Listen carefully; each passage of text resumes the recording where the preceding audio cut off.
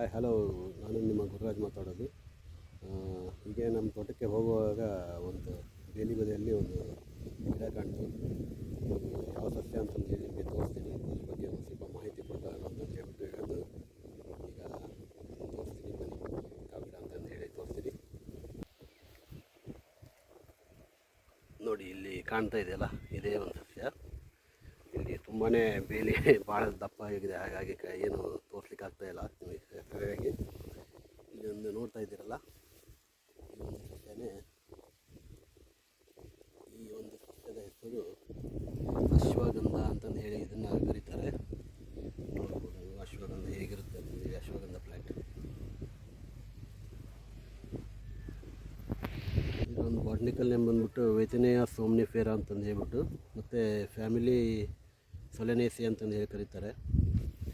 ಇದರ ಒಂದು ಸಿನಾನಿಮ್ಸ್ ಬಂದು ವಾಜೀಕರ, ವಾಜಿಗಂಧ ಅಂತಂದು ಹೇಳಿ ಕರೀತಾರೆ. ಮತ್ತು ಇದನ್ನು ನಮ್ಮ ಕನ್ನಡದಲ್ಲಿ ಅಶ್ವಗಂಧಿ ಅಂತ ಹೇಳಿ ಕರೀತಾರೆ. ಆಮೇಲೆ ತಮಿಳಲ್ಲಿ ನಾರಿಗಂಧ ಅಂತಂದು ಹೇಳಿ ಕರೀತಾರೆ. ಇದರ ಮೂಲ ಬಂದ್ಬಿಟ್ಟು, ಈ ಒಂದು ಗಿಡದ ಮೂಲ ಬಂದ್ಬಿಟ್ಟು ನಾರ್ತ್ ಆಫ್ರಿಕಾ ಮತ್ತು ಸದರ್ನ್ ಪಾರ್ಟ್ಸ್ ಆಫ್ ಏಷ್ಯಾದಲ್ಲಿ, ಯುರೋಪಲ್ಲಿ ಕಂಡುಬರುತ್ತೆ. ಮತ್ತು ನಮ್ಮ ಇಂಡಿಯಾದಲ್ಲಿ, ಸಬ್ ಕಾಂಟಿನೆಂಟ್ ಇಂಡಿಯಾದಲ್ಲಿ ಎಲ್ಲ ಕಡೆಯೂ ಕಂಡುಬರುತ್ತೆ ಆಲ್ಮೋಸ್ಟ್ ಆಲ್. ಮತ್ತು ಈ ಗಿಡದ ಒಂದು ಎತ್ತರ ಏನಪ್ಪ ಅಂತಂದರೆ, ಭಾಳ ಅಂದರೆ ಒಂದು 100 ಸೆಂಟಿಮೀಟರ್ ಅಷ್ಟು ಎತ್ತರ ಬೆಳೀತದೆ. ಮತ್ತು ಇದರ ಎಲೆಗಳು ಮತ್ತು ಎಲಿಪ್ಟಿಕ್ ಆಗಿರುತ್ತೆ. ಮತ್ತು ಇದರಲ್ಲಿ ಒಂದು ಫ್ರೂಟ್ಸ್ ಬರುತ್ತೆ. ಅದು ಹೂ ಹೇಗಿರುತ್ತಪ್ಪ ಅಂದರೆ ಸ್ಟಾರ್ ಟೈಪ್ ಇರುತ್ತೆ ಹಳಿದಾಗ, ಮತ್ತು ಗಂಟೆ ಆಕಾರವಾಗಿರುತ್ತೆ.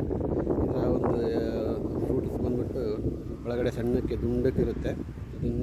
ಅದರ ಕಲರ್ ಹೇಗಿರುತ್ತಪ್ಪ ಅಂದರೆ ಆರೆಂಜಿಂದ ಒಂಥರ ರೆಡ್ ಕಲರ್ ಅಂತ ಹೇಳ್ಬೋದು, ಆ ಥರ ಇರುತ್ತೆ. ಮತ್ತು ಇದರ ಒಂದು ಹೆಸರು ಅಶ್ವಗಂಧ ಅಂತ ಬರಲಿಕ್ಕೆ ಕಾರಣ ಏನಪ್ಪ ಅಂದರೆ, ಸಂಸ್ಕೃತದಲ್ಲಿ ಅಶ್ವಗಂಧ ಅಂತ ಕರೀತಾರೆ.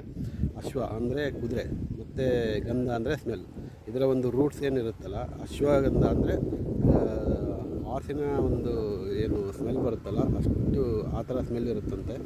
ಮತ್ತು ಇನ್ನೊಂದು ಅಶ್ವಗಂಧ ಅಂತ ಹೆಸರು ಬರಲಿಕ್ಕೆ ಕಾರಣ ಏನಪ್ಪ ಅಂದರೆ, ಇದರ ಒಂದು ಪವರ್, ಈ ಒಂದು ಗಿಡದ ಪವರ್. ಇದನ್ನು ಬಲ್ಯ ಅಂತ ಹೇಳಿ ಕರೀತಾರೆ. ಬಲ್ಯ ಏನಂತಪ್ಪ ಅಂದರೆ ಸ್ಟ್ರೆಂಥನ್ಸ್ ಮಾಡ್ತಾನೆ ಬಾಡಿಯನ್ನು.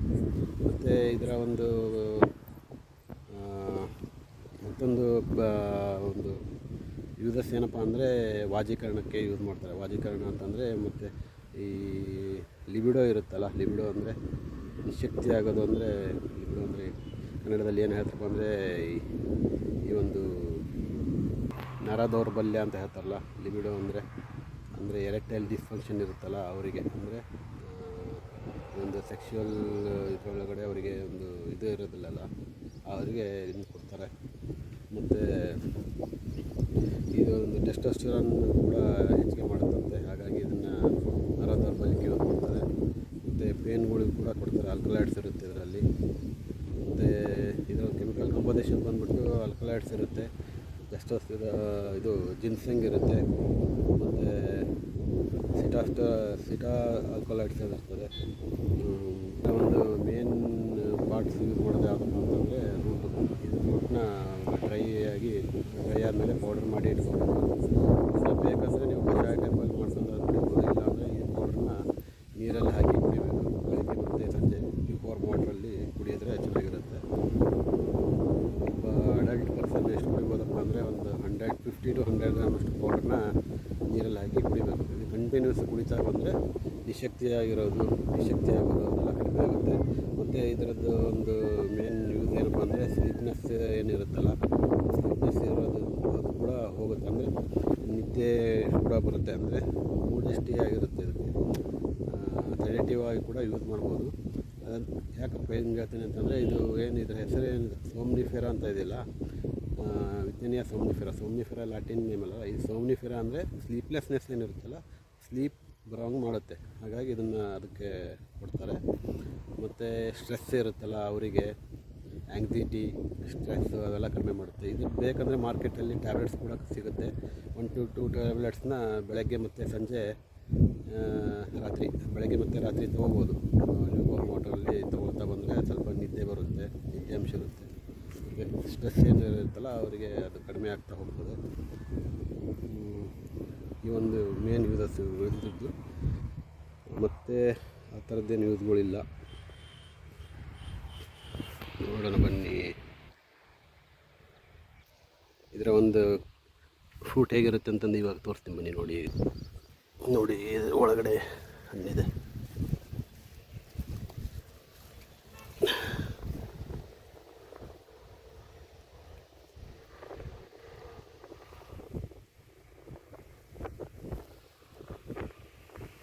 ನೋಡಿ ಈ ಥರ ಹಣ್ಣಿದೆ, ಕಾಣ್ತಲ್ಲ. ನೋಡಿ ಈ ಥರ ದುಂಡಕ್ಕಿರುತ್ತೆ, ಆರೆಂಜ್ ರೆಡ್ ಇರುತ್ತೆ ಅದು ಕಲರು ಬೀಜ. ಎಲೆಗಳು ನೋಡಿ ಈ ಥರ ಕಂಪೋಸಿಟ್ ಆಗಿರುತ್ತೆ. ಕಂಪೋಸಿಟ್ ಇರಲ್ಲ, ಆಲ್ಟರ್ನೇಟ್ ಇರುತ್ತೆ. ಮತ್ತು ಈ ಥರ ಎಲಿಪ್ಟಿಕ್ ಆಗಿರುತ್ತೆ ಇದ್ರದ್ದು ಎಲೆಗಳು. ನೋಡಿ ಈ ಥರ ಇರುತ್ತೆ, ಒಂಥರ ವೆಲ್ವೆಟಿ ಆಗಿರುತ್ತೆ ಇದು ಎಲೆ.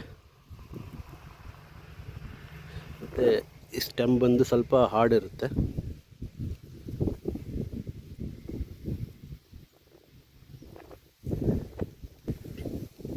ಈ ಒಂದು ಅಶ್ವಗಂಧದ ಒಂದು ಸಂಚಿಕೆ ನಿಮಗೆಲ್ಲ ಇಷ್ಟವಾಗಿದ್ದರೆ ದಯವಿಟ್ಟು ಲೈಕ್ ಮಾಡಿ ಮತ್ತು ಸಬ್ಸ್ಕ್ರೈಬ್ ಆಗಿ ಅಂತ ಹೇಳಲಿಕ್ಕೆ ಇಷ್ಟಪಡ್ತೀನಿ. Thank you very much.